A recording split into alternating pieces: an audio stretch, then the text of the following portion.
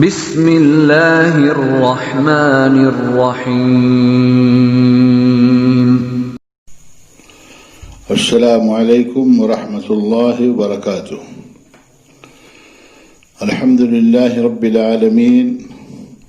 والصلاة والسلام علی خیر خلقہ محمد وآلہ وصحبہ اجمعین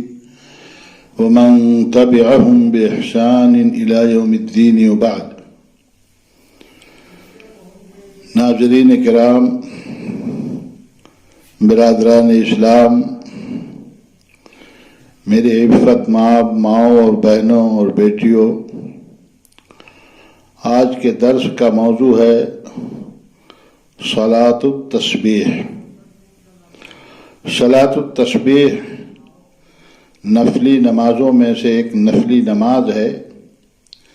جس کی مشروعیت کے سلسلے میں علماء کرام کے درمیان اختلاف ہے۔ کچھ لوگ اس نماز کو مشروع و مسنون قرار دیتے ہیں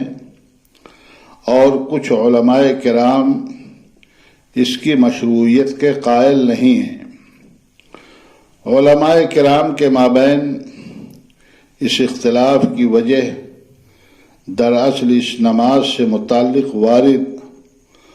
حضرت ابن عباس رضی اللہ تعالی عنہما اور دیگر صحابہ کرام رضی اللہ تعالی عنہم اجمعین سے مروی حدیث کی صحت و ضعف کے متعلق اختلاف ہے۔ جن حضرات نے صلاۃ التسبیح کے تعلق سے مروی حدیثوں کو صحیح یا حسن قرار دیا ہے وہ اس کی مشروعیت کے قائل ہیں، اور جن علماء نے ان روایات کو ضعیف کہا ہے وہ اس کی مشروعیت کے منکر ہیں۔ جامعہ محمدیہ منصورہ مالیگاؤں کے سابق مفتی اور فقہ کتاب و سنت پر گہری نظر رکھنے والے بابصیرت اور معروف عالم دین جناب ڈاکٹر شیخ فضل الرحمن مدنی حفظہ اللہ نے اپنے فتاویٰ کے مجموعہ نعمت المنان میں اس تعلق سے ایک استفتاء کے جواب میں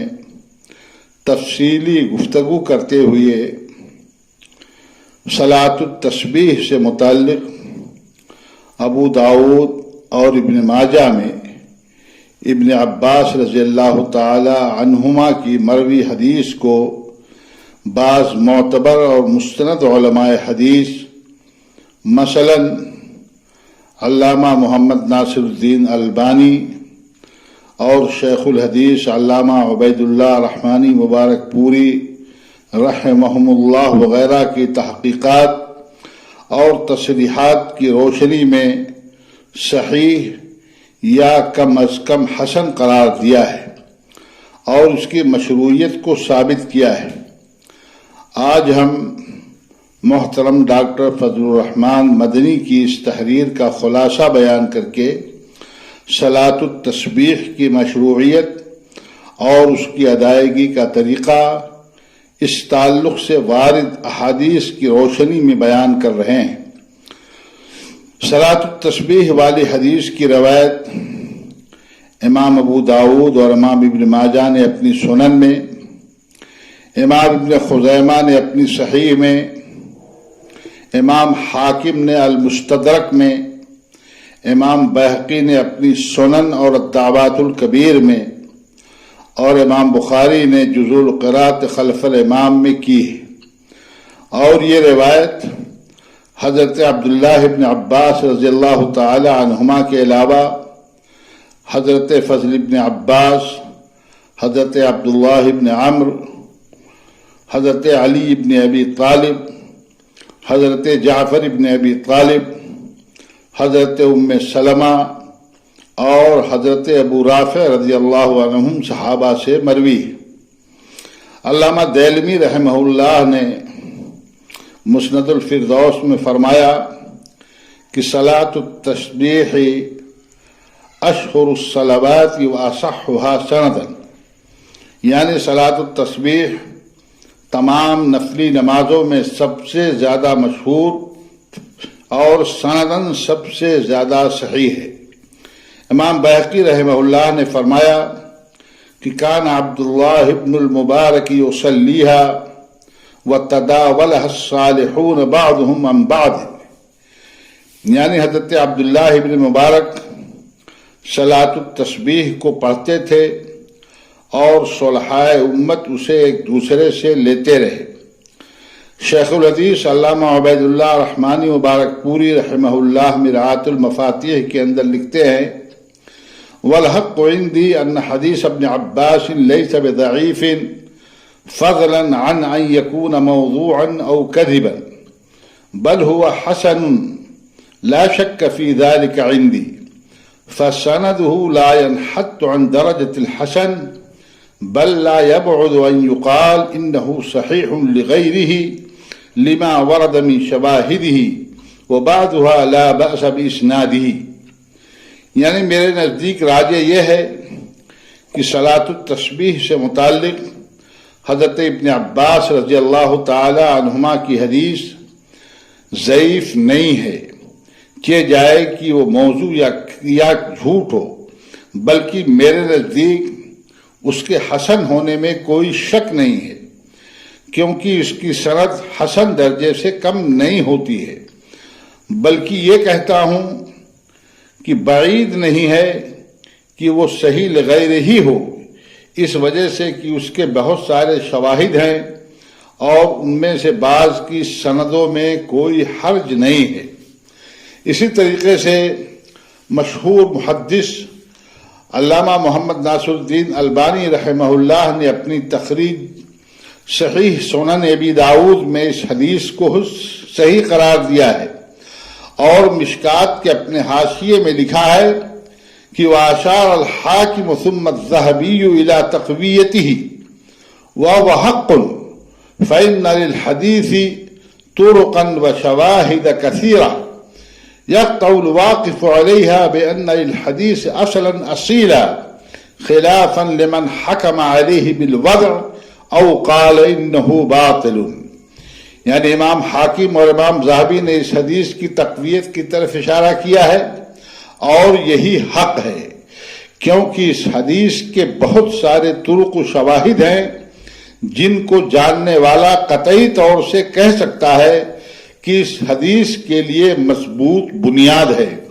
برخلاف اس شخص کے جو اس کو موضوع قرار دیتا ہے یا کہتا ہے کہ یہ حدیث باطل ہے۔ اس بنیاد پر صلاۃ التسبیح کی مشروعیت اور اس کا استحباب ثابت ہوتا ہے۔ جو چاہے اس نماز کو اس کے طریقے کے مطابق ادا کر سکتا ہے۔ صلاۃ التسبیح کا طریقہ اور صلاۃ التسبیح کی فضیلت حضرت عبداللہ ابن عباس رضی اللہ تعالی عنہما کی اس لمبی حدیث میں مذکور ہے، جسے امام ابو داؤد اور امام ابن ماجہ وغیرہ نے روایت کیا ہے کہ نبی کریم صلی اللہ علیہ وسلم نے اپنے چچا حضرت عباس ابن عبد المطلب رضی اللہ تعالی عنہ سے فرمایا کہ اے عباس، اے میرے چچا، کیا میں آپ کو ایک عطیہ، ایک تحفہ اور ایک ہدیہ نہ دے دوں؟ کیا آپ کو ایسا عمل نہ بتاؤں کہ جب آپ اسے انجام دے لیں گے تو اللہ تعالیٰ آپ کے 10 قسم کے گناہوں کو معاف فرما دے گا؟ اول و آخر گناہ، قدیم و جدید گناہ، عمد و سہو سے سرزد ہونے والا گناہ، صغیرہ و کبیرہ گناہ اور ظاہر و پوشیدہ گناہ، ان تمام گناہوں کو اللہ رب العالمین معاف فرما دے گا۔ وہ یہ ہے کہ آپ 4 رکعت نماز اس طرح پڑھیں کہ ہر رکعت میں سورہ فاتحہ اور ایک سورت پڑھیں، اور جب پہلی رکعت میں قرات سے فارغ ہو جائیں تو قیام ہی کی حالت میں 15 مرتبہ سبحان اللہ والحمد للہ ولا الہ واللہ اکبر کہیں، پھر رکوع کریں تو رکوع میں بھی یہی کلمات 10 بار دہرائیں اور 10 بار پڑھیں، پھر رکوع سے سر اٹھائیں تو انہیں 10 مرتبہ کہیں، پھر سجدے میں جائیں تو سجدے کی حالت میں 10 مرتبہ انہی کلمات کو پڑھیں، پھر سجدے سے سر اٹھائیں تو بھی 10 بار ان کلمات کو کہیں، پھر دوسرا سجدہ کریں تو اس میں بھی 10 مرتبہ انہی کلمات کو پڑھائیں اور دہرائیں، پھر دوسرے سجدے سے سر اٹھائیں تو 10 بار ان کلمات کو کہیں۔ اس طرح ہر رکعت میں 75 مرتبہ ان کلمات کو دہرائیں۔ اس طرح چاروں رکعتوں میں کریں۔ اگر آپ سے ہو سکے تو اس نماز کو روز 1 مرتبہ پڑھیں، اور اگر یہ نہ ہو سکے تو ہر جمعہ کو 1 مرتبہ پڑھیں، اور اگر یہ بھی نہ ہو سکے تو ہر سال 1 مرتبہ پڑھ لیا کریں، اور اگر یہ بھی ممکن نہ ہو، آپ سے یہ بھی نہ ہو سکے تو کم سے کم عمر میں 1 بار ضرور پڑھیں۔ حضرت عبداللہ ابن عباس رضی اللہ تعالی عنہما کی اس حدیث میں نبی کریم صلی اللہ علیہ وسلم نے اپنے چچا حضرت عباس ابن عبد المطلب رضی اللہ تعالی عنہ سے اس نماز کی فضیلت بیان کرتے ہوئے انہیں کم از کم زندگی میں 1 بار ادا کرنے کے لیے کہا۔ اس لیے مسلمانوں کو اس نماز کا اہتمام کرنا چاہیے۔ چونکہ اس حدیث میں اس نماز کے باجماعت ادا کرنے کا ذکر نہیں ہے، اور نہ ہی اسے باجماعت ادا کرنے کی فضیلت نبی کریم صلی اللہ علیہ وسلم نے بتائی ہے، اس لیے اسے انفرادی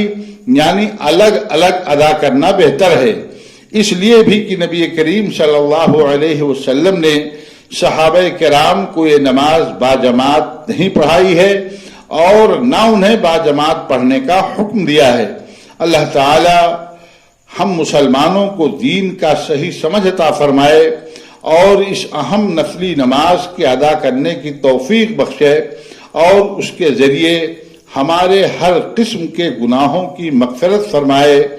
آمین۔ وآخر دعوانا الحمدللہ رب العالمین، والسلام علیکم ورحمۃ اللہ وبرکاتہ۔